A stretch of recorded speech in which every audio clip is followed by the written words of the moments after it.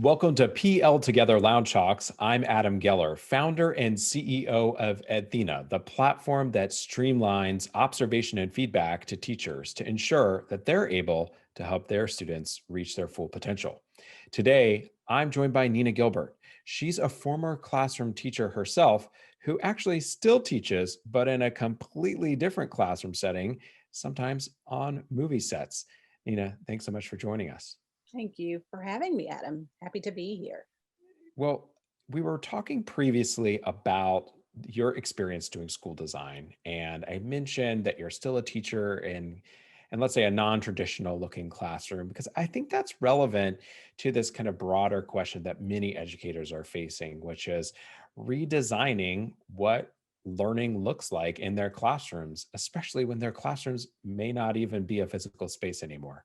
So, uh, I guess, we could talk about how a leader might support those teachers, but first take me through talk a teacher down off the ledge who's coming to you teacher to teacher, heart to heart, feeling like everything's rough. Like, help me see how I'm ready for this moment. I'm ready for this challenge. Sure. For me, it's about helping teachers, helping other educators find those small wins, right? Like just hour by hour, course by course, class by class, um, find something great that you can focus on and identify as an accomplishment. Whether it's a student who finally got that concept or a teacher who finally figured out how to make that light bulb come on for her students.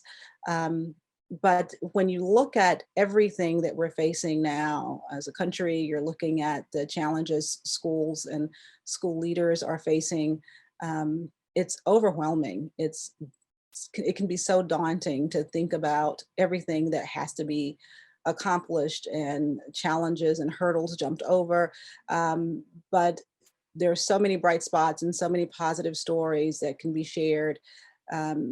And we have to find a way to kind of decompress and look at these small wins whenever and wherever we can find them.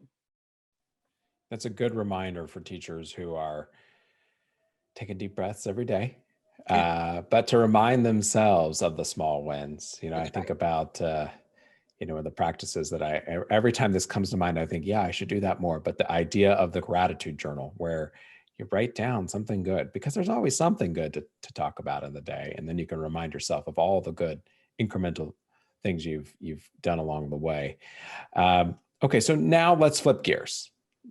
Teachers they're the ones doing the heavy lifting in their creative spaces that might be totally digital right now. But behind every great teacher, hopefully, is a great leader who's supporting them. Right. What should a leader be thinking about right now in terms of supporting a teacher to be making all the changes that are necessary to adapt to pandemic teaching? I think what's really tough for both teachers and leaders is this whole evaluation piece. Some teachers are really nervous that their ability to perform in this remote environment, um, if they are not doing an exceptional job, and how will I be evaluated, right? So if teachers feel that they can receive some support and feedback that is non-evaluative, that maybe it would allow a lot of authenticity and transparency as teachers try to find a way to become uh, an excellent online or remote educator. I think for leaders, they're really focused on a number of things: the well-being of their students, making sure that their teachers are well equipped and supported. But there's always this ever-present like compliance issue, right? Making sure that you're meeting all of the compliance requirements. Whatever's required by the district or the state, or if you have federal programs, or most public schools will have federal programs they're responsible for, making sure all of that is accomplished.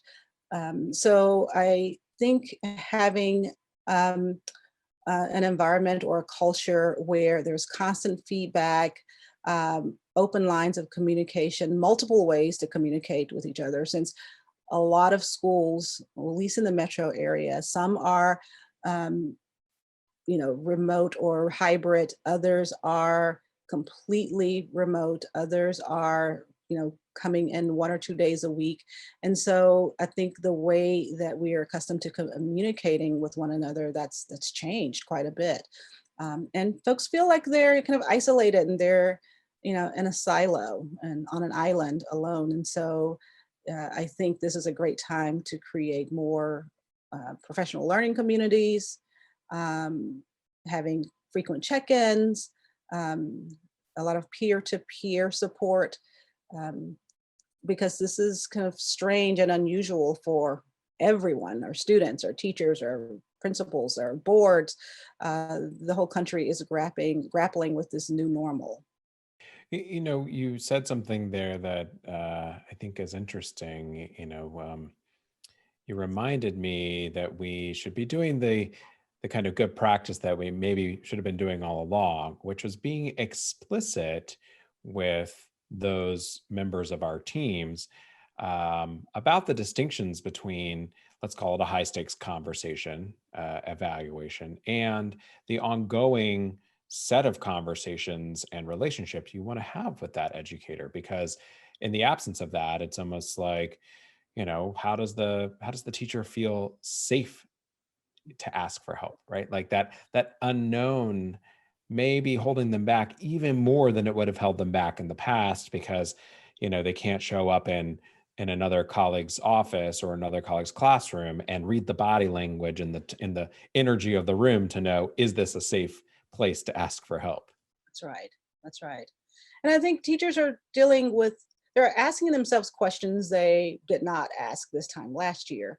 And those questions are not, am I going to sign my contract and come back to this school next year? But do I feel safe, not just professionally to go and ask for help, but do I feel that my school is a safe place to work?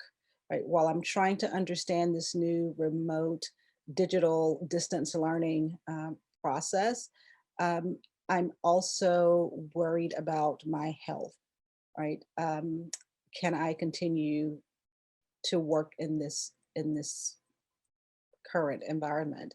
And make if schools can open the doors for more frequent dialogue around that, making sure that teachers feel not only supported professionally, um, pedagogy is just one part of the experience. You have to also feel, you know, if you look at a hierarchy of needs, like, am I having my basic needs met when I come into the school environment? And even if the school environment is online, do I have the tools and the support required to create the type of balance that I need? So if I am online Zooming with my students or my colleagues all day, and all evening, and all night. Am And I all weekend. and all weekend, right? And I think I mentioned earlier that we've gone from working from home to living at work, because now your workspace is actually in your home. It is in your living room, your dining room, your bedroom, your kitchen, and there's no place to decompress and kind of create the type of balance and well-being and wellness that you need. Um, so I think, making sure that leaders are focused on all of, and that's a lot for a leader, right? Like, you have to be not only the principal of a school or assistant principal or dean, whatever your role is, but you also are responsible for these kind of quality of life check-ins. Like, how are you doing?